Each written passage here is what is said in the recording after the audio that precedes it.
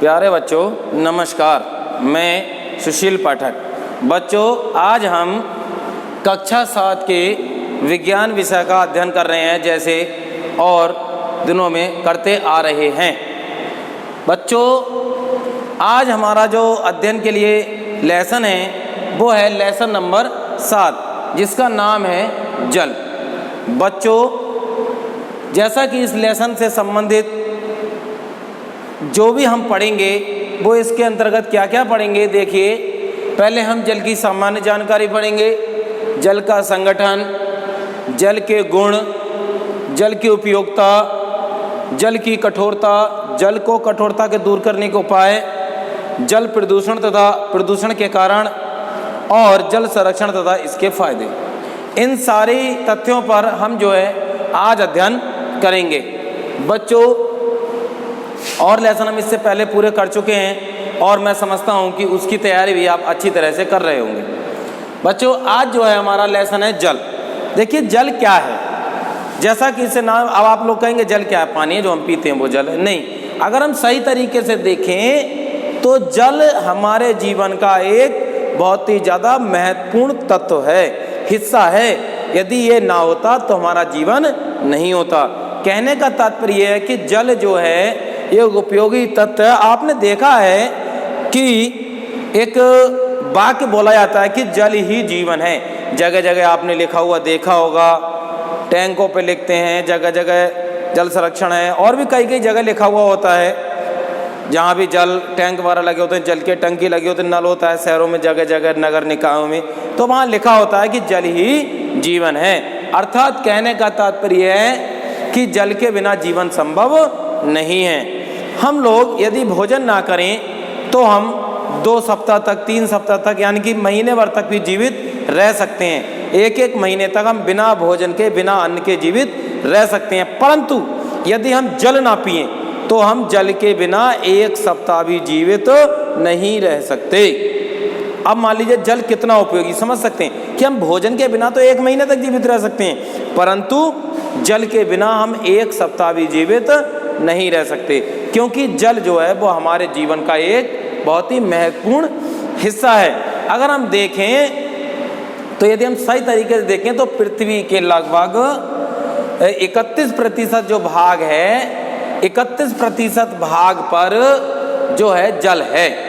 कितने प्रतिशत? लगभग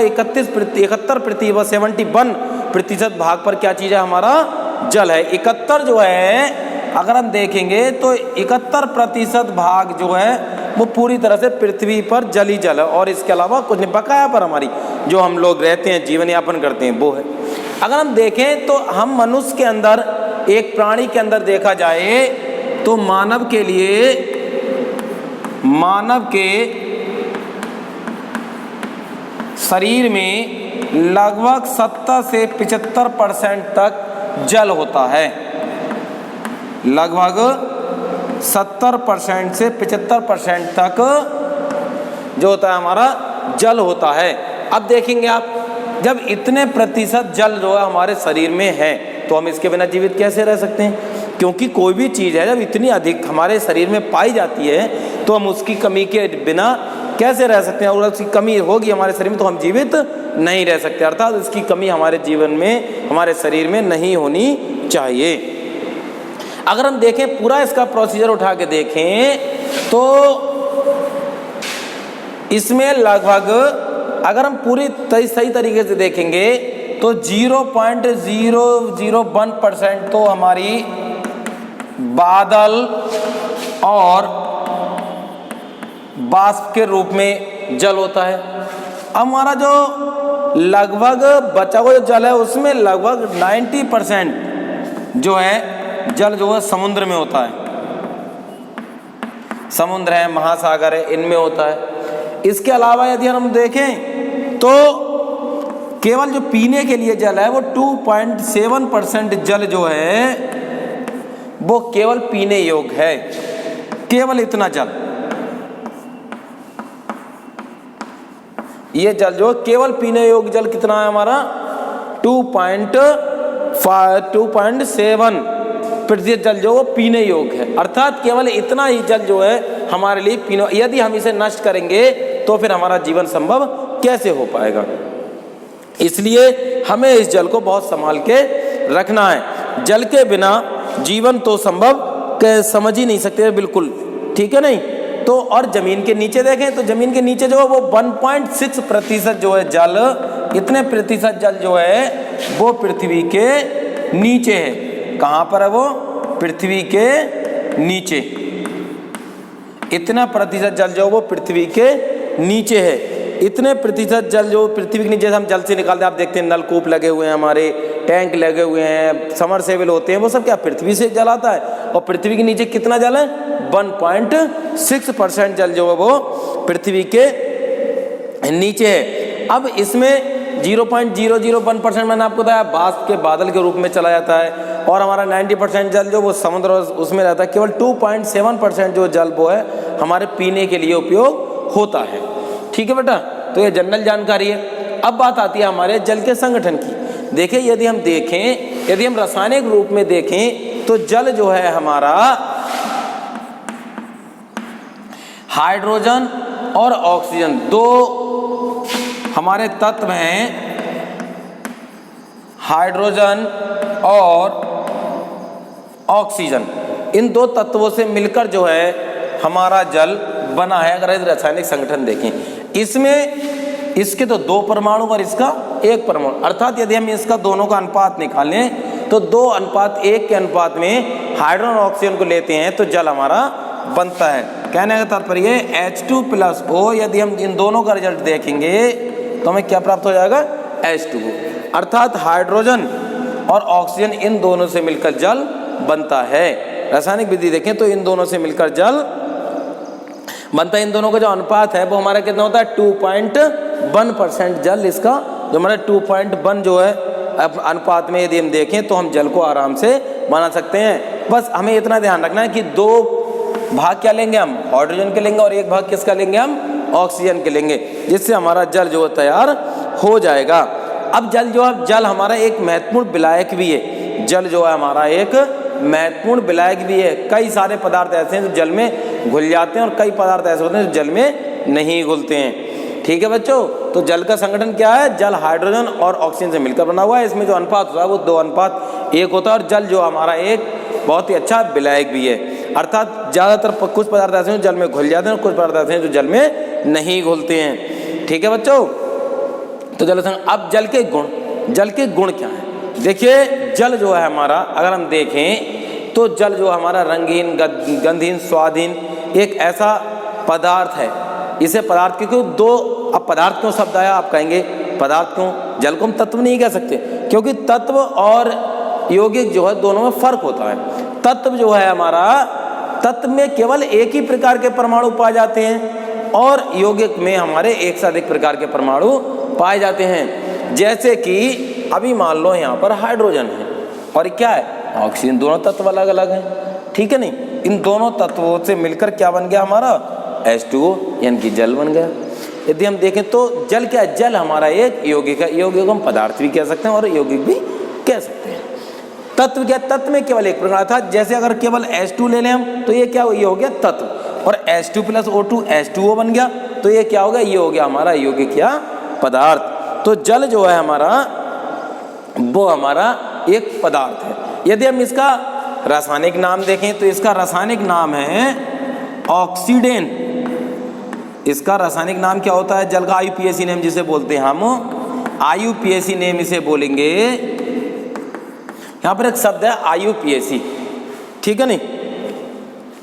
IUPAC आगे जब आप पहुँचेंगे 11th 12th में, 10th में भी है तो IUPAC आपको मिलेंगे, ठीक है ना। यहाँ पे इंडियन यूनियन, ठीक है नहीं, पहले मतलब एसोस ये होता है हमारा, ठीक है नहीं। ये जो हमारा IUPAC नाम इसका क्या होता है? ऑक्सीडेन। इसका IUPAC नाम क्या होता है? ऑक्सीडेन, ठीक है नहीं। अगर इसका IUPAC पूरा नाम देखें IUPAC तो क्या है? इंडियन, ठीक है नहीं, यूनियन एंड, ठीक है नहीं, प्योर अप्लाइड केमिस्ट्री, ठीक है ना। ये जो हमारा IUPAC का नाम होता है। तो इसका जो रासायनिक नाम है वो IUPAC नेम देखेंगे तो क्या है इसका? ठीक है, IUPAC नेम है इसका ऑक्सीडेन, ठीक है बच्चों। ये इसका क्या नाम है हमारा? ऑक्सीडेन। अब और क्या चीज़ है इसमें, और देखिए इसके गुण के बारे में। जल जो है हमारा 3 अवस्थाओं में पाया जाता है। ये द्रव, मूल रूप से जैसे द्रवावस्था में हम जानते हैं कि द्रवावस्था, परंतु यदि हम देखें तो जल 3 अवस्थाओं में पाया जाता है। द्रवावस्था में पाया जाता है, ठोस अवस्था में पाया जाता है और गैस अवस्था में पाया जाता है। अब आप बोलेंगे कि सर तीनों अवस्था में कैसे पाया जाता है, देख लीजिए। यदि हम जल को देखें तो जो हम जल पीते हैं वो कौन सी अवस्था होती है, द्रव अवस्था होती है। दूसरी अवस्था किस इसकी होती है, ठीक है नहीं, बर्फ होती है। और तीसरी कौन सी है इसकी, वाष्प अवस्था होती है। इस अवस्था को हम जल की गैसीय अवस्था भी कह सकते हैं। इसे हम गैसीय अवस्था भी कह सकते हैं। ये बर्फ क्या, ये इसकी ठोस अवस्था होती है। ये कौन सी अवस्था होती है इसकी, ये होती है इसकी ठोस अवस्था, ठीक है। और ये हमारी द्रव अवस्था है ही। ये कौन सी होती है हमारी, द्रव अवस्था। ये कौन सी अवस्था है, द्रव अवस्था। अर्थात जो हम जल पीते हैं वो क्या है, विलायक के रूप में जो जल पाया जाता है वो क्या होता है, वो होता है हमारा द्रव अवस्था। बर्फ आप सब लोग जानते हैं, हम पानी ठंडा करने के लिए उपयोग में लाते हैं, कोल्ड ड्रिंक ठंडा करने के लिए उपयोग में लाते हैं, फ्रिज में बर्फ जमाते हैं तो वो क्या होता है, वो होती है ठोस अवस्था। और इसकी वाष्प अवस्था होती है जब हम गर्म करते हैं। तो जैसे आप देखेंगे जब हम जल को गर्म करते हैं तो भाप के रूप में ऊपर जाने लगता है। तो ये कौन सी अवस्था होती है, वाष्प अवस्था, जिसे हम जल की गैसीय अवस्था भी कहते हैं। आप लोग देखेंगे, आप लोग कहेंगे, जैसे आप देखते हैं जल, इसका जो गलनांक होता है जल का, वो गलनांक जो पाया जाता है, गलनांक होता है इसका 0 डिग्री सेंटीग्रेड। यदि हम जल का इसका गलनांक देखेंगे तो गलनांक कितना होता है इसका, 0 डिग्री सेंटीग्रेड। और क्वथनांक कितना होता है इसका, वैसे तो देखें तो ये होता है 99.974 डिग्री सेंटीग्रेड, परंतु हम इसे पूरा क्या लिख सकते हैं, 100 डिग्री सेंटीग्रेड लिख सकते हैं। ये जो हमारा क्या है, ये जल का क्वथनांक है। अब आप बोलेंगे कि भाई जब तालाबों में जब ये इतनी होती है, अवस्था होती है इसकी, तो फिर जब तालाबों में जल वगैरह तो जीव जंतु रहते हैं, जब ये जम जाएगा बर्फ तो क्या वो तो जीव तो सब मर जाएंगे, परंतु ऐसा नहीं होता। कारण क्या है, देखिए कुछ सब पदार्थ ऐसे होते हैं कि जो है जब वो ठोस अवस्था में होते हैं तो उनका घनत्व बढ़ जाता है और द्रवस्था में उनका घनत्व कम हो जाता है। परंतु जल की जो कंडीशन है, जल की कंडीशन इसके बिल्कुल विपरीत है। अर्थात जल की कंडीशन इसके विपरीत क्यों है, जल की कंडीशन इनके विपरीत इसलिए कि जल जो है जब जमता है तो इसका घनत्व जो है वो द्रव अवस्था, अर्थात जल अवस्था जो जल होता है, जल से बर्फ का घनत्व जो है जब उसकी ठोस अवस्था होती है तो बर्फ का घनत्व जो है वो घट जाता है। जल की अपेक्षा बर्फ का घनत्व घट जाता है, जिससे कि जब ये जमती है तो बर्फ जल के ऊपर तैरने लगती है। आपने देखा होगा, आप ऐसा करिए, गिलास ले लीजिए और गिलास लेने का तो उसमें जल भर लीजिए और उसके ऊपर आप बर्फ के कुछ टुकड़े डालिए, 1-2 टुकड़े डालिए, तो आप देखेंगे वो टुकड़े जो हैं वो जल के ऊपर तैरने लगते हैं। तो क्यों तैरने लगते हैं, क्योंकि जल का जो होता है वो जल का घनत्व अधिक होता है और जल जब बर्फ के रूप में बदल जाता है तो उसका घनत्व कैसा होता है, कम हो जाता है और वो जल के ऊपर तैरने लगते हैं। इसलिए उसमें जो जीव जंतु होते हैं वो मरते नहीं है। क्यों नहीं मरते, क्योंकि जल में जल में कार्बन डाइऑक्साइड भी होती है और कुछ मात्रा में ऑक्सीजन पाई जाती है, तो जल से ऑक्सीजन लेते हैं। इसलिए जब बर्फ तैरने लगती है तो जो उसके तालाब वगैरह में, नदी वगैरह में जब भी जो जीव जंतु होते हैं वो उस बचे हुए जल से ऑक्सीजन, क्योंकि तल जो होता है, और कोई भी आप तालाब हो चाहे नदी हो या अदरवाइज और भी कोई छोटे मोटे झील वगैरह हो जिनकी गहराई ज़्यादा होती है, उसमें जीव जंतु अधिक समय तक जीवित रहते हैं और जिनकी गहराई कम होती है उसमें जीव जंतु मर जाते हैं जल्दी जब अधिक गर्मी पड़ती है। क्यों, क्योंकि जब गर्मी पड़ती है तो जल में जो ऑक्सीजन होती है वो वाष्प के साथ गर्म होकर उड़ जाती है, ठीक है नहीं।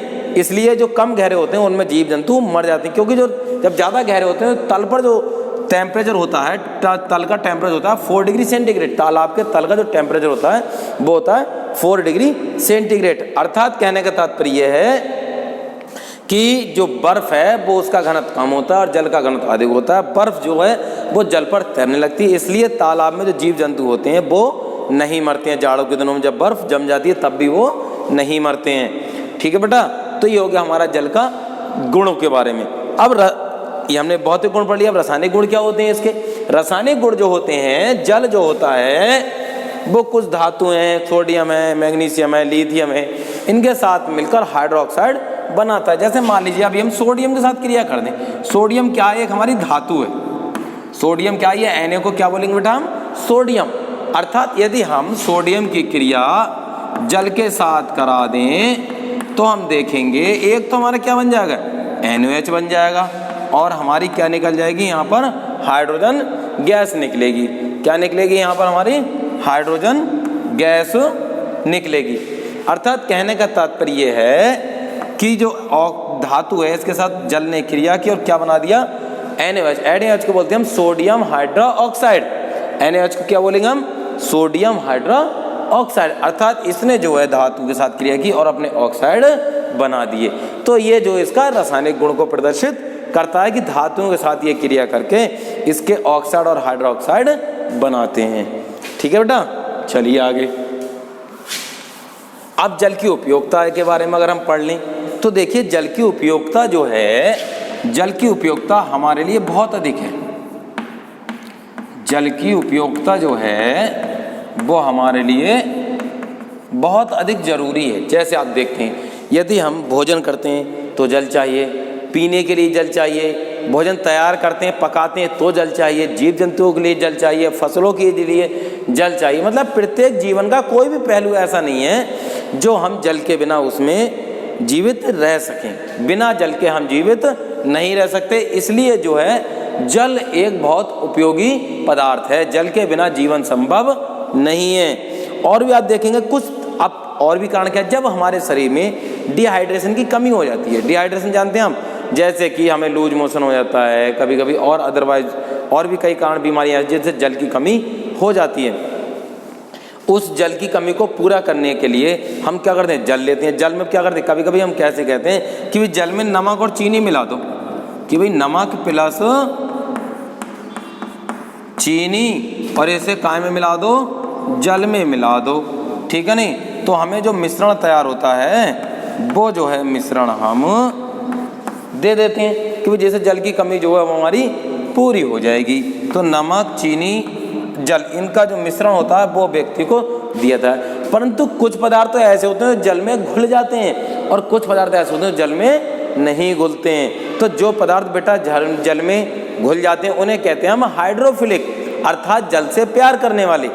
जो तत्व जो हैं, जो पदार्थ जो है जो जल में घुल जाते हैं उन्हें कहते हैं हाइड्रोफिलिक, अर्थात जो जल से प्यार करते हैं वो जल में घुल जाते हैं। जैसे नमक है, चीनी है, शर्करा है, ये चीज़ें हमारी जल में घुल जाती हैं। परंतु कुछ ऐसे होते हैं पदार्थ जो जल में नहीं घुलते हैं, अर्थात जैसे हमारा तेल है, वसा है, कुछ पदार्थ ऐसे हैं जो जल में नहीं घुलते हैं। अर्थात जो पदार्थ जल में नहीं घुलते उन्हें कहते हैं हाइड्रोफोबिक, अर्थात जल से डरने वाले, जल से डरने वाले। इसलिए तेल जो है वो जल में नहीं मिलता है, और भी कई ऐसे तैलीय पदार्थ जो जल में हमारे नहीं मिलते हैं तो उन्हें कहते हैं, हम क्या कहते हैं, हाइड्रोफोबिक, अर्थात जल से डरने वाले पदार्थ। तो आप देखेंगे कुछ पदार्थ ऐसे होते हैं जो जल से हमारे प्यार करते हैं, कुछ ऐसे होते हैं जो जल से दूर रहते हैं, अर्थात जल से डरते हैं। ठीक है बेटा, और भी आगे देख सकते हैं हम। उसके बाद है, आपने कभी कभी देखा होगा कि जब हम कोल्ड ड्रिंक्स ले लें और कोल्ड ड्रिंक्स को हम हिलाने के बाद खोलें तो उसमें क्या होता है, उसमें जो होता है जो झाग बनते हैं तुरंत वो झाग बाहर निकल आते हैं। अब ऐसा होता क्यों, क्योंकि उसमें कुछ कार्बन डाइऑक्साइड गैस भी होती है। वो कार्बन ऑक्साइड गैस, उस गैस घुली होने के कारण इसमें होता है जल की थोड़ी मात्रा, उसमें बहुत कम जल की मात्रा भी घुली होती है, जिससे कि जलीय जो जीव होते हैं वो श्वसन क्रिया कर लेते हैं। क्योंकि जो होती है उसमें कार्बन डाइऑक्साइड भी होती है, CO2 भी होती है जो मैंने अभी आपको पहले बताया, और इसमें कुछ O2 यानी कि ऑक्सीजन भी घुली होती है, जिससे कि जल से जो होता है, जो कई ऐसे जीव हैं जो जल में हमारे रहते हैं, वो जल से श्वसन क्रिया करके उस ऑक्सीजन से अपने जीवन को चलाते रहते हैं, वो अपने जीवन को चलाते रहते हैं। जैसे आप मछलियाँ हैं और भी कई सारी चीज़ें हैं जैसे, और इसी कारण मैंने आपको बताया जब गर्मी अधिक पड़ती है तो मछलियाँ मर जाती हैं। ठीक है नहीं, कभी कभी कम मरती हैं जब तालाब कम गहरे होते हैं। जो तालाब गहरे होते हैं उनमें मछलियाँ नहीं मरती हैं, तालाब कम गहरे होते हैं उनमें मछलियाँ मर जाती हैं, और जो ज़्यादा गहरे होते हैं उनमें मछलियाँ नहीं मरती हैं। ठीक है ना, तो कोल्ड ड्रिंक जो है वो इसका निकल जाती है क्योंकि इसमें कार्बन डाइऑक्साइड होती है और ऑक्सीजन होती है। तो इसका जब हिलाते हैं मिक्सर के बाद वो जो है ऊपर झागो ग्रुप में, देखिए झागों में कार्बन डाइऑक्साइड हमारी ऊपर होती है। ठीक है बेटा, चलिए आगे देखते हैं। अब आगे क्या होता है, अब बात आती है जल की कठोरता की। जल की कठोरता,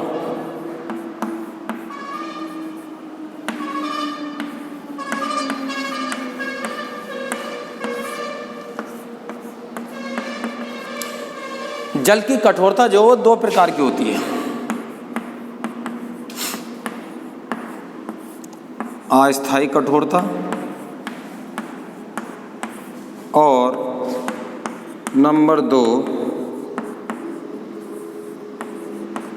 स्थायी कठोरता।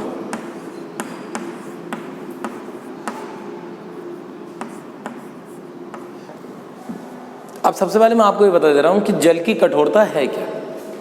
देखिए कुछ जल तो ऐसा होता है जो कि साबुन के साथ अधिक झाग दे देता है, और कुछ ऐसा होता है साबुन के साथ झाग नहीं देता। जो साबुन के साथ बढ़िया झाग नहीं देता, अच्छा झाग नहीं देता, उसे बोलते हैं हम कठोर जल। कठोरता दो प्रकार की होती है। ये जो है अस्थायी कठोरता जो होती है हमारी, वो हमारी कैल्शियम बाइकार्बोनेट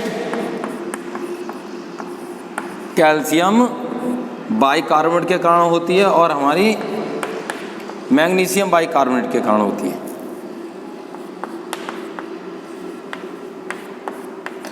कैल्शियम बाइकार्बोनेट और मैग्नीशियम बाइकार्बोनेट के कारण जो है अस्थायी कठोरता होती है। और स्थायी कठोरता जो होती है वो हमारी कैल्शियम क्लोराइड है, मैग्नीशियम क्लोराइड है, इन तत्वों के कारण जो है, इन पदार्थों के कारण जो है स्थायी कठोरता होती है। इन कठोरताओं को हम दूर भी कर सकते हैं। जैसे कुछ अस्थायी जो कठोरता होती है उससे हम बहुत आसानी से दूर कर देते हैं। जैसे कि कैसे दूर कर सकते हैं हम इसे?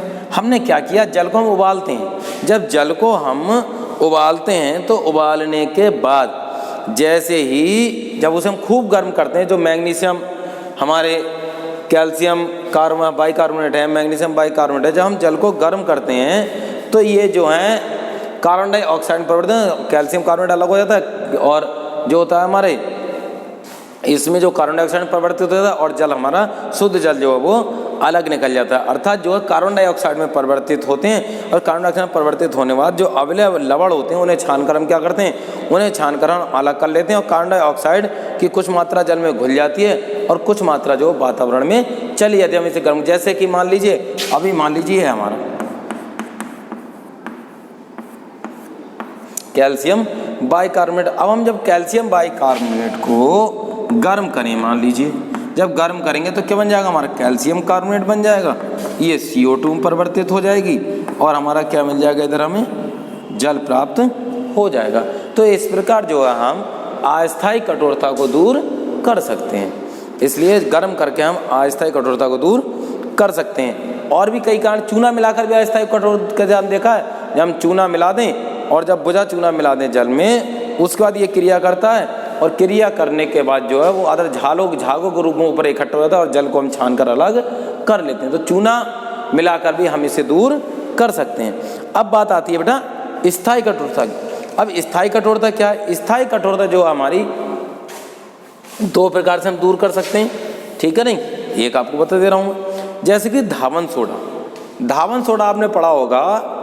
धावन सोडा जो कपड़े धोने काम होता है, जिसका सूत्र होता है Na2CO3। जैसे इंग्लिश में उस रासायनिक में हम इसे बोलते हैं, रासायनिक नाम होता है इसका sodium carbonate, Na2CO3 sodium carbonate. अगर हम इसकी क्रिया कराएं तो जो है जल में स्थायी जो कठोरता होती है वो दूर हो जाती है। इसके साथ मिलाने के बाद जब भी हम इससे क्रिया कराते हैं उसका जो आविला लवण होते हैं वो बन जाते हैं और अलग कर लेते, जिन्हें छान कर हम अलग कर लेते हैं। जैसे कि मान लीजिए अभी हम जो है क्रिया करा दें, MgCl2 की क्रिया हमने Na2CO3 से कराई। अब जो है क्रिया करके क्या करता है, सोडियम क्लोराइड बन जाएगा हमारा और हमारा MgCO3 मैग्नीशियम कार्बोनेट। इसे जो है हम छाल कर, ठीक है ना, ये जो है इसमें ही जल की मात्रा जो आविल मात्रा होती है इसमें रहती है और जो इसे छानकर हम अलग कर लेते हैं। और इस प्रकार जो है जल की स्थायी कठोरता हम धावन सोडा मिलाकर दूर कर देते हैं। ठीक है ना। धावन सोडा क्या है? ये हमारा Na2CO3। हम इसे गर्म कराते हैं तो जो अवला पदार्थ हो, जो अवला द्रव होता है वो अलग हो जाता है, जिसे छानकर हम अलग कर लेते हैं। तो इस प्रकार जो है हम स्थायी कठोरता दूर कर सकते हैं। जल की कठोरता बहुत आसानी से हम दूर करते हैं। इस अस्थायी कठोरता बहुत आसान है, स्थायी कठोरता में जो कुछ क्रियाएं हमें करनी पड़ती हैं। ठीक है बेटा। चलिए अब और आपको बताऊं, ये मैंने आपको जल की कठोरता बारे में बताया, कैसे जल कठोरता हो इसे दूर हम कैसे कर सकते हैं। उसके बाद आता है एक शब्द आता है आसवन। क्या आता है? आसवन। हम इस क्रिया को अपने अगर हम देखें तो दिनचर्या में बहुत होती रहती है, परंतु हम इस पर कभी ध्यान नहीं देते। जैसे कि आप मान लीजिए कोई केतली ले ली, हमने क्या किया, हमने केतली ले ली, मान लीजिए एल्युमिनियम की कोई केतली ले ली। केतली में क्या किया, हमने जल भर दिया। क्या कर लिया हमने? केतली में क्या कर दिया? जल भर दिया। ठीक है नहीं। अब हमने क्या किया, जल भरने के बाद उस केतली में जल भर दिया और ढक्कन को हमने कुछ ऊपर उठा लिया। जब हम ढक्कन को ऊपर उठा लेंगे और केतली को रख दिया, अब हमने क्या किया, हमने उसे गर्म किया। क्या कर देंगे कि जल भरने के बाद हमने गर्म किया। जब देखेंगे कुछ देर बाद जल जो गर्म होना शुरू हो जाएगा और उसमें से भाप निकलनी शुरू हो जाएगी, उबलना शुरू हो जाएगा, भाप निकलनी शुरू हो जाएगी। जैसे ही उसमें से भाप निकलेगी तो आप देखेंगे वो भाप जो ऊपर केतली का ढक्कन उससे टकराएगी जाके, और उससे टकराने के बाद पुनः ठंडी होकर बाष्पित होकर उसे टकराने के बाद बूंदों के रूप में फिर से वापस केतली में टपक जाएगी, गिर जाएगी, केतली में वापस आ जाएगी। ऐसा क्यों होता है? ऐसा इसलिए होता है कि जब जल को हम गर्म करते तो वाष्प में मिलता है और वो ठंडा होकर जैसे वाष्प निकलती है ऊपर ढक्कन से टकराती है। जब ढक्कन से टकराती है तो बाहर वायु में जाकर, जैसे ढक्कन से टकराती है ऊपर निकलकर वायुमंडल से संपर्क में पहुंचती है, तो जैसे ही वो जल उससे ढक्कन से टकराती है वो ठंडी होकर संघनित होकर वापस जो है जल में बूंदों के रूप में टपक जाती है, कुछ तोड़ जाती है और काफ़ी मात्रा में वो ठंडी होकर जो है पुनः जल में वापस आ जाती है। इस क्रिया को हम क्या कहते हैं? आसवन कहते हैं। आसवन की एक बहुत अच्छा एग्जाम्पल है, जैसा कि हम लोग काफ़ी हद तक आपने देखा होगा मेंथा ऑयल निकलता है, वो भी क्या, वो भी हमारी एक आसवन की क्रिया है। पहले जल और तेल का मिक्सर गर्म होता है और गर्म होने भाप के रूप में चलता, भाप के रूप में कंडेंसर में जाकर ठंडा होकर वो हमें फिर से द्रव के रूप में नीचे प्राप्त हो जाता है। वो क्या, वो भी हमारी एक आसवन की क्रिया है। जैसे मेंथा ऑयल जो है वो भी हमारी आसवन की क्रिया। तो आसवन की क्रिया को जब हम जल को गर्म करते हैं तो जो वापस भाप के रूप में वो बाहर जाती है और फिर पुनः ठंडी होकर पुनः उसी रूप में हम प्राप्त उसे कर लेते हैं। तो ये कहलाती है, ये कहलाती है हमारी आसवन। ये क्रिया क्या कहलाती है? आसवन। जैसे हम जल को गर्म करें और गर्म करने के बाद उसे हम ठंडा कर दें।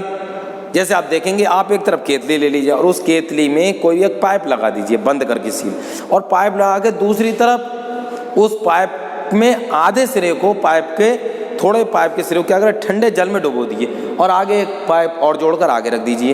तो आप देखेंगे वो भाप बनेगी। भाप बनने के बाद जैसे ही जहाँ ठंडे जल में जो पाइप पड़ा उसके सामने वो ठंडी हो जाएगी, ठंडी होकर आगे हमें जो है पुनः जल के रूप में प्राप्त हो जाएगा। अर्थात जल हमें पुनः जल के रूप में प्राप्त हो जाएगा, गर्म भी हो गया। अर्थात जल हमने जब गर्म किया तो वाष्प भी बनी और वाष्प बनने के बाद पुनः जल।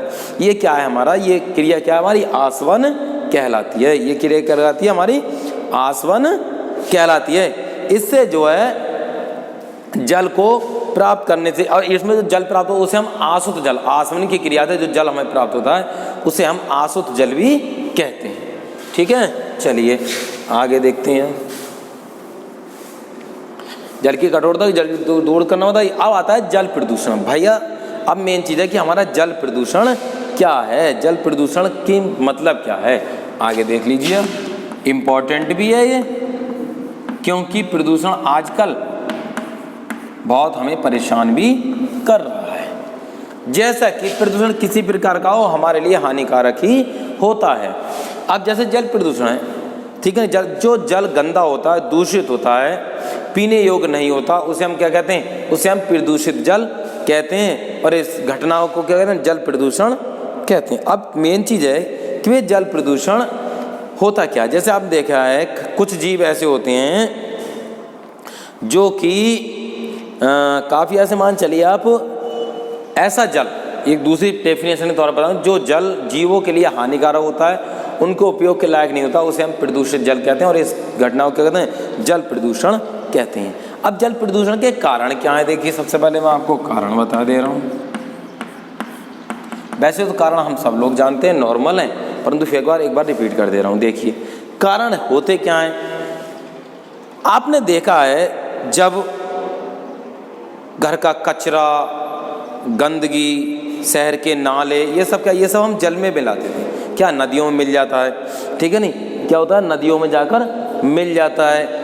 नदियों में पानी मतलब कपड़े धुलते हैं, नदियों में हम पशुओं को नहलाते हैं, तो जो गंदगी होती है वो जाकर जल में मिल जाती है। और भी सीवेज जो पानी सीवेज जो होते हैं घरों के, वो भी नदियों में, नाले होते हैं वो भी नदियों में जाकर मिल जाते हैं। नदियां जाकर फिर आगे समुद्र में, वो क्या प्रदूषण जो है वो एक स्थान से दूसरे स्थान तक चलता रहता है, परंतु वो चलता किसका है, हमारे द्वारा ही चलता है। और भी आपने देखा कई कई जो बड़े बड़े उद्योग होते हैं, मशीनें होती हैं, उनमें भी जो जल निकलता है, उस जल को भी जो है नाले जो होते हैं उन्हें भी वो नालों के द्वारा सीवेज का जल में, शहरों में जाकर जो फैक्ट्रियाँ होती हैं वो सब जाकर नदियों में मिला दी जाती हैं। और नदियों में मिलाने के बाद वो जल जो वो कैसा होता है, वो जल प्रदूषित हो जाता है। और भी आपने देखा है कई सारे जो कल कारखाने हैं उसमें जो कचरा निकलता है, जो जल निकलता है, अब उसमें जो जल जो जाता है, उसमें जो कारखानों जो निकलते हैं उनमें कुछ मात्रा लोहे की भी होती है, कांच की भी होती है, प्लास्टिक की होती है, मतलब लिक्विड के रूप में जब जाता है निकल के, तो सब जल में जाकर मिल जाता है और जल पूरी तरह से दूषित हो जाता है जब वो नदियों में पहुंचता है।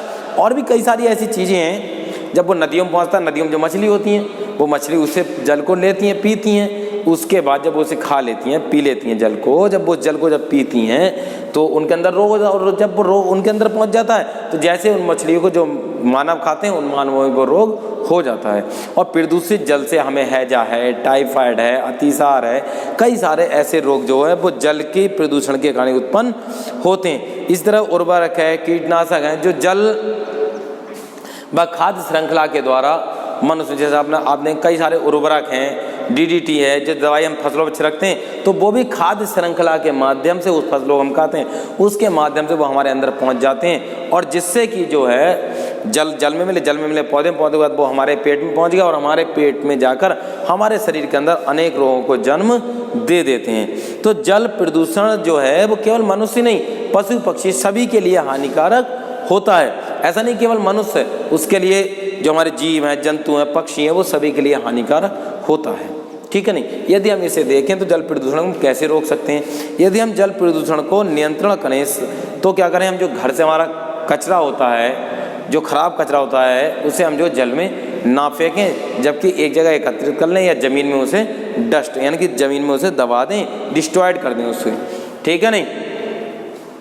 और कुछ कचरे ऐसे होते हैं जो बचते हैं, वो जाकर हम उन्हें अपने जो घर में हम घरेलू देसी खाद बनाते हैं उनमें डाल दें, गोबर की खाद बनाते हैं उसमें डाल दें, तो वो जो है आगे चलकर कुछ ऐसे कचरे होते हैं जो हमारे लिए लाभदायक सिद्ध भी हो सकते हैं। तो इसलिए जो है हमें जो घरों से कल कचरा होता है वो सबको नालों वगैरह में फेंकना नहीं चाहिए। यदि हम और देखें, जो कारखाने हैं उनसे हमें जो है शुद्ध जल, अगर उनमें हम मशीन लगा दें तो मशीन शुद्ध जल ही जो है हमें बाहर भेजना चाहिए। कारखाने अगर सभी जो है मशीनें लगा दें और जो उन्हें अगर बाहर जो जल शुद्ध हो उसी को भेजें तो जल जो प्रदूषण नहीं होगा।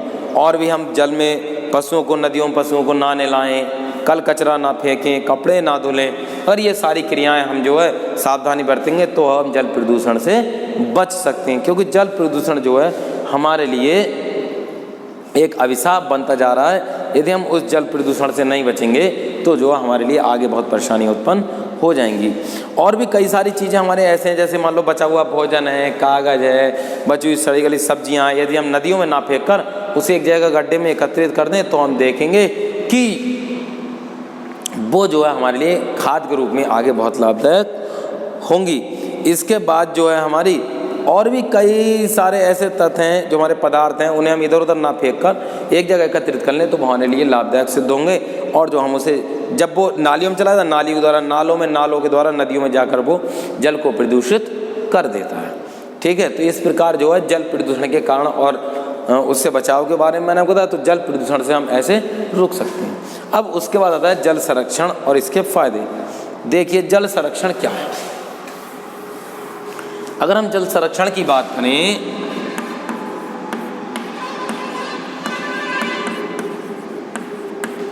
तो जल संरक्षण जो है भैया बहुत ज़रूरी है।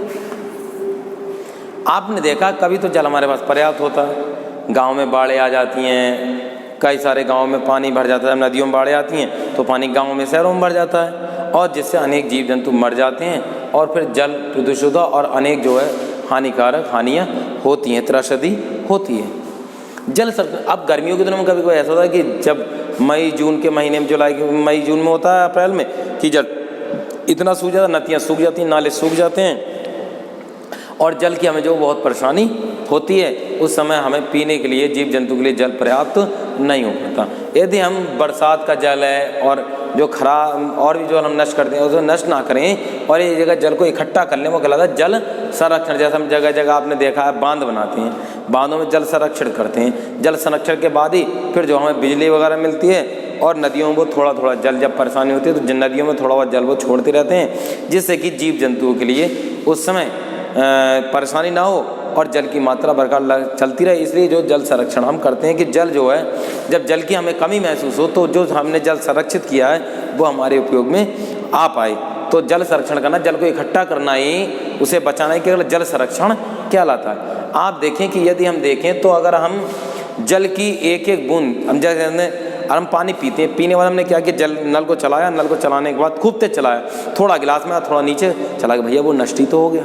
इसलिए हमें उस जल को नष्ट होने से बचाना है। यदि हम एक एक बूंद भी बचाएंगे तो जल हमारे लिए बहुत ज़्यादा पर्याप्त मात्रा में प्राप्त हो। क्योंकि एक एक बूंद अगर रोज़ की टपके तो कम से कम एक अंदाज़ा मेरा है कि एक साल में लगभग 1800 लीटर पानी तक नष्ट होने से बच जाएगा। अर्थात जब हम नल चलाएं तो जब नल को, जब पानी को गिलास में लें तो उतना ही तेज़ नल चलाएं जितना पानी हमारे गिलास में आ जाए। अर्थात जो और पानी हो वो नष्ट ना हो, बाहर पानी ना निकले, ज़मीन पर ना जाए, नालियों में ना बहे। इसलिए जो है हमें जल को ज़्यादा मतलब उतना ही खर्च करना चाहिए जितने हमारे लिए पर्याप्त है।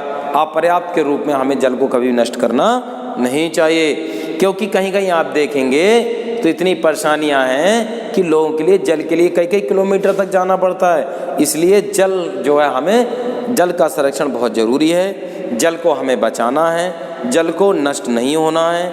और जो लोग हमारे आसपास के लोग भी अगर हम जल को नष्ट करें तो उन्हें भी हमें ये बताना है कि जल नष्ट ना करें, क्योंकि आने वाले समय में जो हम देखते हैं तो काफ़ी प्रतिशत लोग 2025-26 तक ही काफ़ी प्रतिशत लोग ऐसे हैं जो जल के लिए उन्हें बहुत बड़ी परेशानी का सामना करना पड़ेगा।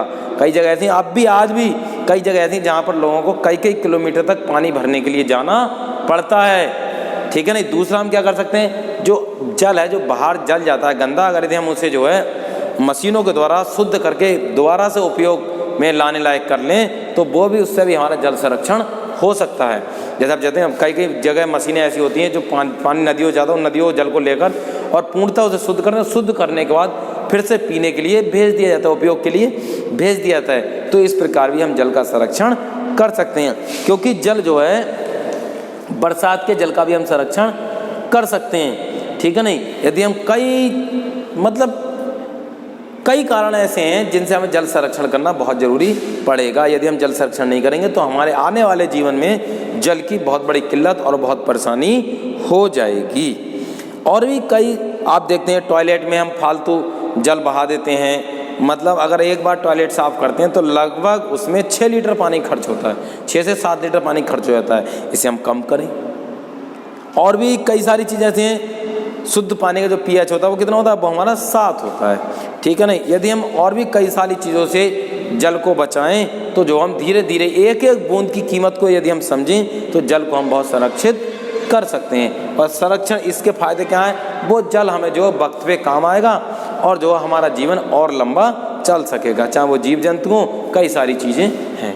तो बेटा ये लेसन हमारा इसके साथ पूरा कंप्लीट होता है। तो आज हमने जो है इस लेसन में क्या क्या पढ़ा, आज बेटा हमने सामान्य जानकारी पढ़ी, जल का संगठन, जल के गुण, जल की उपयोगिता, जल की कठोरता और कठोरता को दूर करना, जल प्रदूषण के कारण और उनके बचाव भी मैंने बताया कि प्रदूषण को हम कैसे कम कर सकते हैं, प्रदूषण ना हो, जल संरक्षण के क्या फ़ायदे और जल संरक्षण हम कैसे कर सकते हैं। तो बेटा इसकी सभी जानकारी मैंने आज आपको दी। इसे आप एक बार घर पर पुनः फिर से वीडियो को ध्यान से देखें और फिर किताब में लेसन को एक बार पूरी तरह ध्यान से पढ़ें। उसके बाद यदि कोई परेशानी आती है तो ग्रुप पर मेरा नंबर है, इस नंबर पर आप मुझसे जानकारी प्राप्त कर सकते हैं, कॉल कर सकते हैं। इसके जो क्वेश्चंस और आंसर हैं वो आपको PDF के माध्यम से भेज दिए जाएंगे। धन्यवाद।